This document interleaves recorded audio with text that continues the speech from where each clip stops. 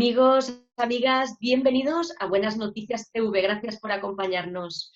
Una semana más estamos confinados en nuestras casas, pero animados para haceros llegar a vuestros hogares un mensaje de buenas noticias y de esperanza.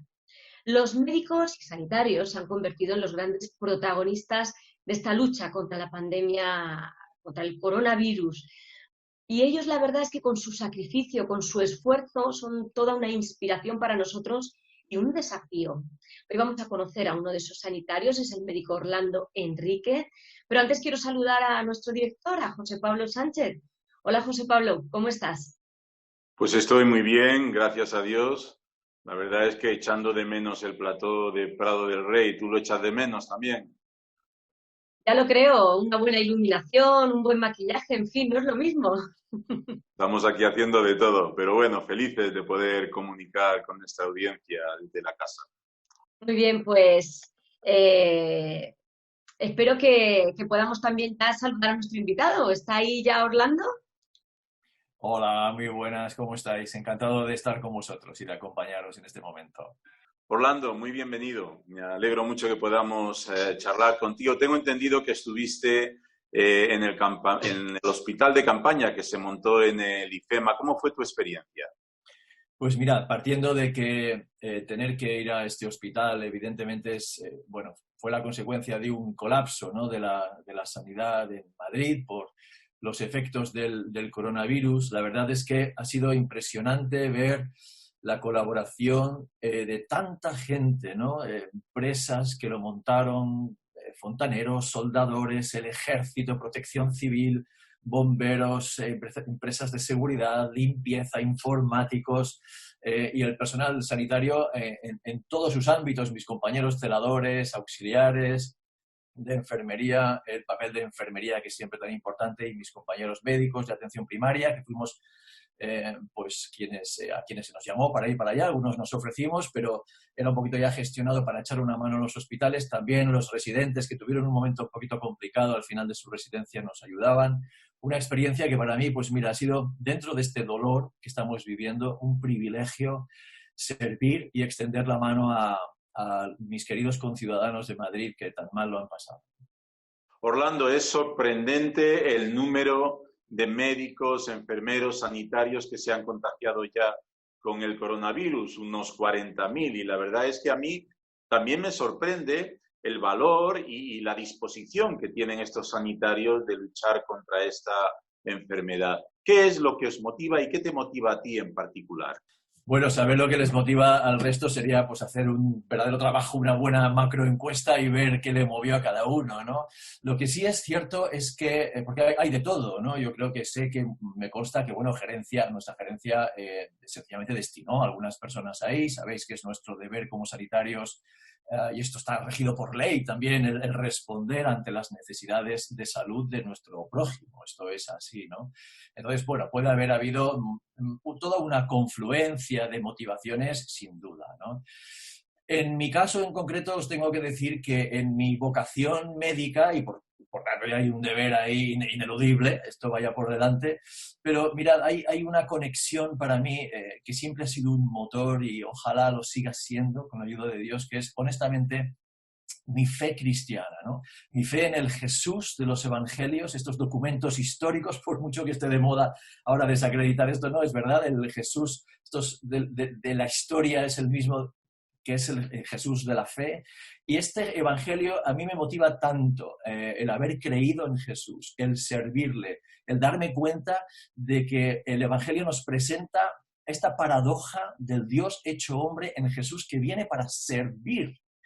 Nada menos que para servir, ¿no? Él lo dice, esa parte del Evangelio, no he venido para ser servido, sino para servir y para dar mi vida en rescate por muchos. Este fracaso humano, ¿no?, que la Biblia también llama pecado, ¿no? Necesitaba de la muerte de Jesús. Eso nos enseña el Evangelio, no es ahora el momento de ampliarlo, ¿no? Y Jesús sencillamente es, si uno ve hasta la conexión con las profecías de Isaías, el gran siervo de Yahvé, ¿no? Dios mismo viene a servirnos y Él no se pone ningún traje de protección, ¿no? Él se hizo vulnerable, casi diría, con temor a no ir al fino teológicamente, que Él se deja contagiar, ¿no?, del pecado, ¿no? Él sí que no se puso epis, ¿no? Él dio su vida por mí, por nosotros, para aquellos que lo quieran reconocer, por amor hacia nosotros. Entonces, eso para mí es un gran motor y quiero que lo siga siendo, ¿no? Para lanzarme en su nombre. Si Él hizo eso por mí, ¿cómo no voy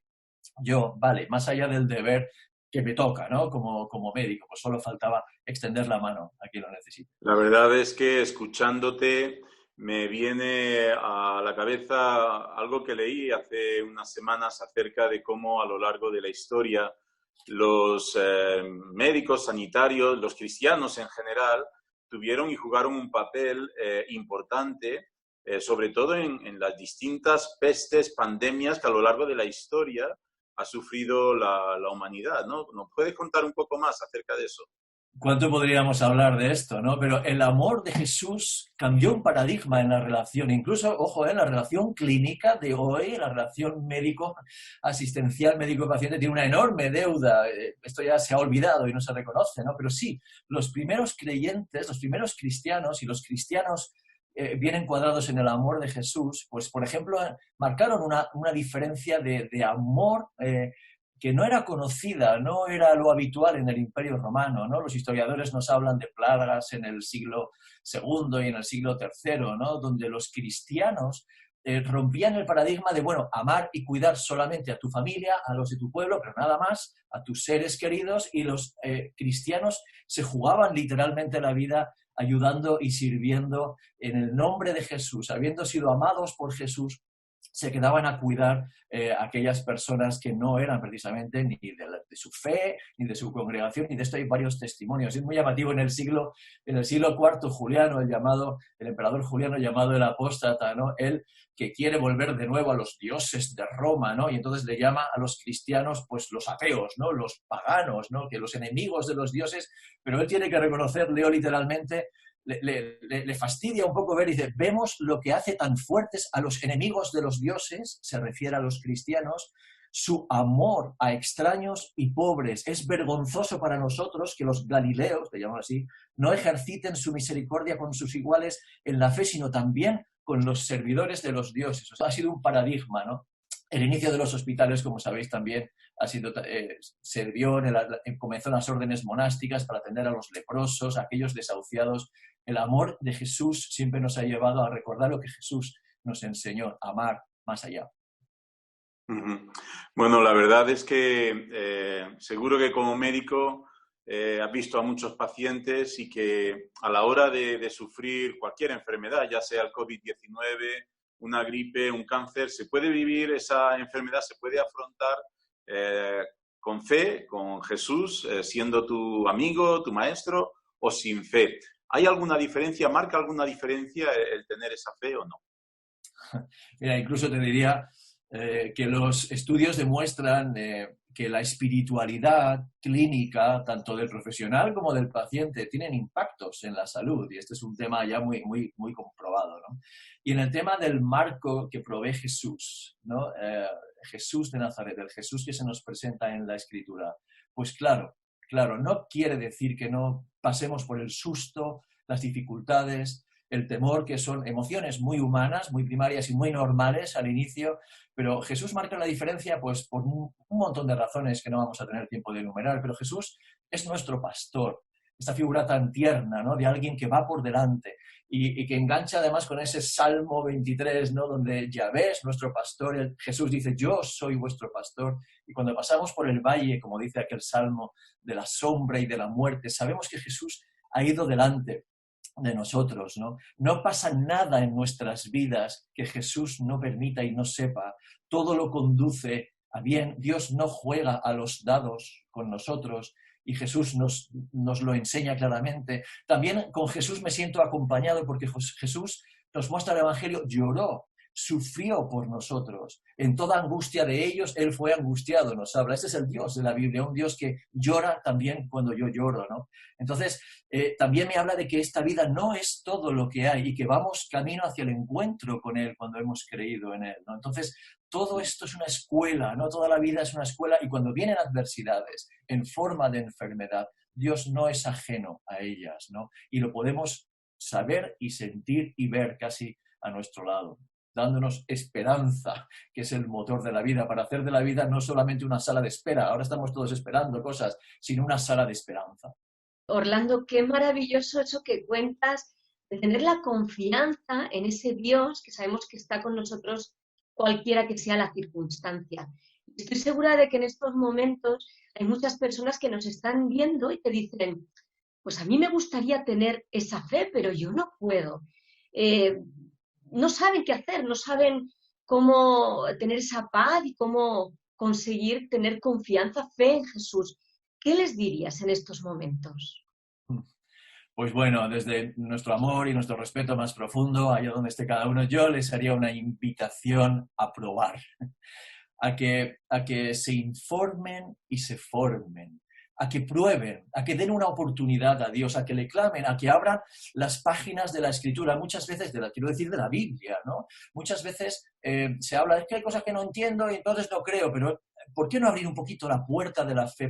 Porque cuando se cree, se entiende mejor. Y yo les animaría a que recuerden, por mucho que algunas voces nos insisten, la Biblia no es un conjunto de mitos falsos e inventados de manufactura humana. ¿Por qué no prueba a leer las páginas de la Biblia y a ver y a degustar cómo la palabra de Dios, así lo decimos nosotros, porque ella lo dice de sí misma, llena ese vacío interior, nos llena de esperanza, nos va a ayudar a ver que además Jesús es el protagonista desde las primeras páginas de la Biblia.